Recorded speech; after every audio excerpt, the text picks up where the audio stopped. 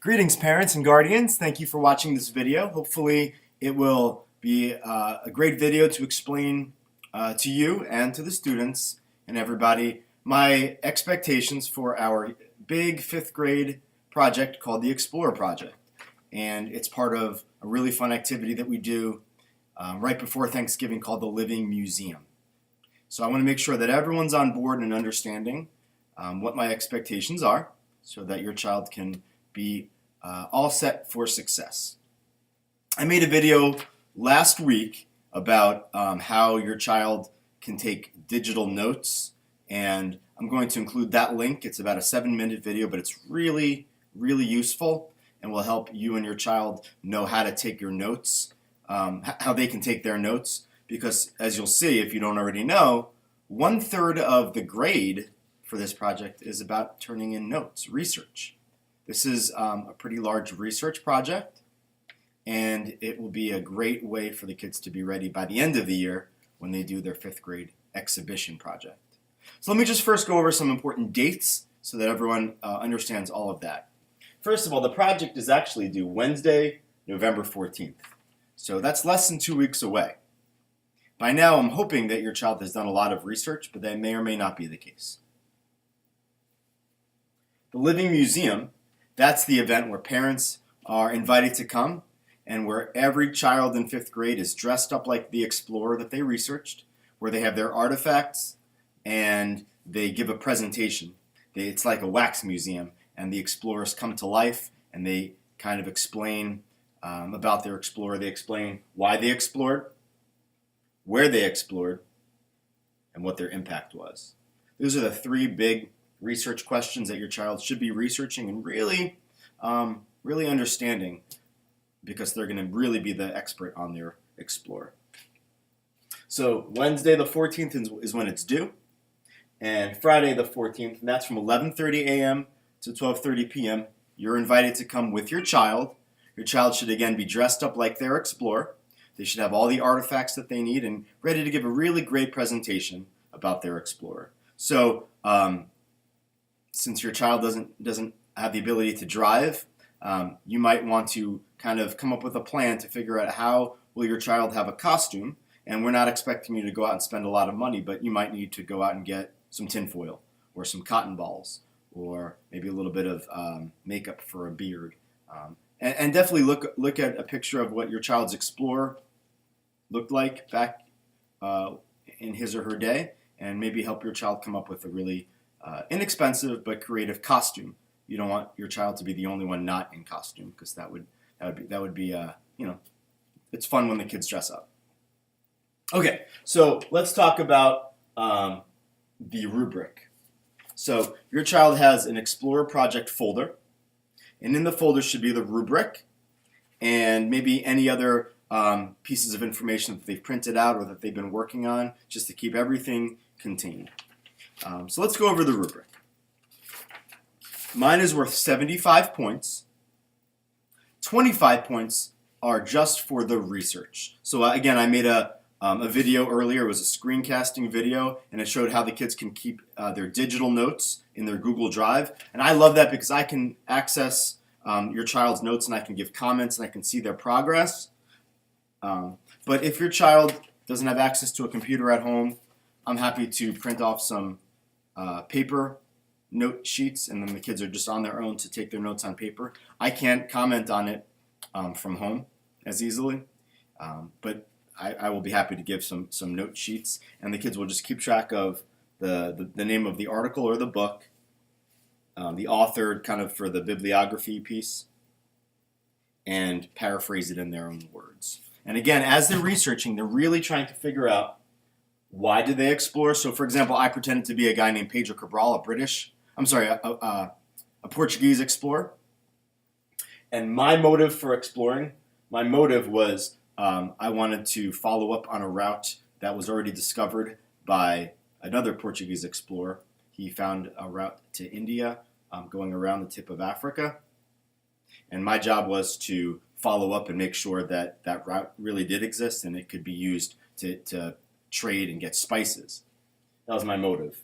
And I was sponsored. Sponsored meaning who paid for my trip. These trips were expensive. my sponsor was the King of Portugal. So what I did was I was going around the tip of Africa to go to India, but the winds were really, really strong, and it blew me so far west that I ended up landing in Brazil, which was an unclaimed continent. And so as I was blown there, I ended up discovering Brazil, basically. And so I planted the Portuguese flag. I claimed it for Portugal. And my impact is that because of me, Pedro Cabral, Brazil became a Portuguese colony, a settlement. And to this day, in Brazil, people speak Portuguese. So that's kind of an abbreviated little presentation that would explain why I explored, my motive, and who was my sponsor, where did I go, and what my impact was. Now, when I gave my presentation, I would use a map that I created. I would kind of explain, and I'd be very specific as to where I went. Okay? So anyway, so in my research, I'm looking for these 3 main points, and I'm trying to use as many different resources as possible. You should use at least one book, and we have a lot of books from the Media Center. We should use multiple online articles using the Allisonville Media Center research page. There's a lot of different great search engines that can help you find great content. Maybe a video, that might be something that would be useful. So 3 to 4, maybe even 5 great resources should be used, if possible, to get as much information as you can find about your explorer, hitting on the main. I don't really care where he was born, although that might be important to say. But I don't care about the children, the wives. I don't care about some of that background. It's not that important. What's really important is, why did you explore? What was your motivation? What did you hope to find out? Where did you end up going? Be as detailed. Don't just say I went from here to here. Use those proper nouns. I went west across the Atlantic Ocean from France all the way to present-day Canada through the St. Lawrence River. Be as specific as you can. Describe what you saw as you were going, and then most importantly, what was your impact? Why are we studying this explorer? And again, impacts are often unintentional. Sometimes you intended to find gold, but your impact actually was you discovered this new land and claimed it for your country. So as much research as you can, in your own words, paraphrase. That's really, really important. So 25 of the 75 points are just on the research. Okay? Also, boys and girls, 25 points of the 75 is for your presentation. So when you're presenting, we're going to be looking for eye contact, loud and clear voice. We're going to want you to include your artifacts. And so I'll be talking about artifacts in a minute, but you're going to be using your artifacts and describing, and the artifacts that you have should be kind of woven throughout the project. Meaning, if you talk about how you claimed land for Spain, I'm making that up. You might say, and we claimed this land for Spain. You might use the artifact of a Spanish flag and say, and I planted my Spanish flag into the soil. And so you're using the artifact in your presentation. So it should be smooth, and it should address, why did you explore, where did you explore, and what was your impact. That should really be described in your presentation. And again, as you have a map, everyone will have a map. You're not just saying I went from here to here. You're describing where you went, and you're pointing to the map. You're using your artifacts, especially your map, really well in your presentation to describe who your explorer is, where did they go, why do we study this explorer, what was the impact. Use the map to explain it. Okay? That's 25 points as well. And then for the following 25 points, 10 points will be for a container. So you need to have a container that holds all of these artifacts, and the container needs to relate to your explorer. Don't just shove everything into a shoebox. Make your container related to your explorer. So think about how you could be creative with making a container. You don't have to necessarily build the whole container, but if you get a box, how could you decorate it so that it relates to your explorer? Be creative. Think about how you could be creative to show that you've made this container relate to your explorer. Okay? And then 15 points is for the content.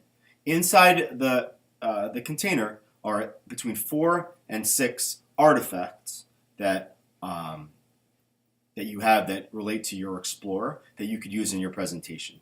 For example, If I was a Spanish explorer, one of your artifacts might be a Spanish flag. And you would use that in your presentation. Now, of those 4 to 6 artifacts, they all have to be colorful and handmade. We can't just print stuff off of Google or the internet and just put it in the container. That's not going to cut it. It needs to be handmade and creative. I really value creativity, so be as creative as you can, guys. Of those 4 to 6 artifacts that are handmade and in color, you need to have a map that shows the route that you explored, and you're going to talk about it when you present, and you're going to not just say I went from here to here. You're going to use directions. You're going to use proper nouns like the names of the oceans, the rivers, the countries. Where did you go? Be as specific as possible. Really have that figured out. You're going to need a picture of your explorer, so drawn, not just printed off, and colorful. You're going to need a picture or a model representing your mode of transportation. So I really like this one. This was one that was made by a student who studied a Viking. It was a longship that was created. You can obviously just draw something, but the more effort and creativity that I see, the better. So you need a map, a picture of the explorer. You need to have the model of transportation, and then you need other artifacts. So did your explorer try to find gold? Did he or she find gold? Maybe you could make something, not real gold obviously, but something that looks like gold. Think about how you could put an artifact that looks like gold. If they found spices, think about how you could have a man-made bag of pretend spices. Be as creative as you can. Make sure that it relates to your explorer, and have fun with this. This is not a project, parents, that students could do in the last minute. It just isn't. They need to be doing a lot of research. They need to create these artifacts, think about how they can make a presentation that uses these artifacts to answer the questions that we've talked about, these 3 main questions. And again, the kids need to have some sort of costume, dressed up as their explorer.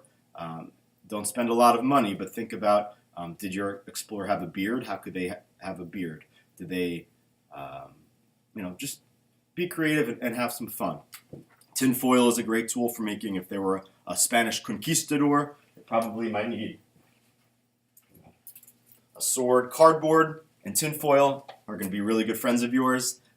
Makeup for a beard might be a great thing. Just be creative, have some fun with this, but don't wait till the last minute.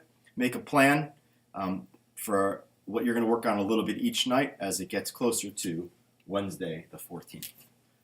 Again, 75 points, and 1/3 of those points are for the notes. So really make sure you're not blowing that part off, because without the research, you're not going to really be able to answer these 3 main questions.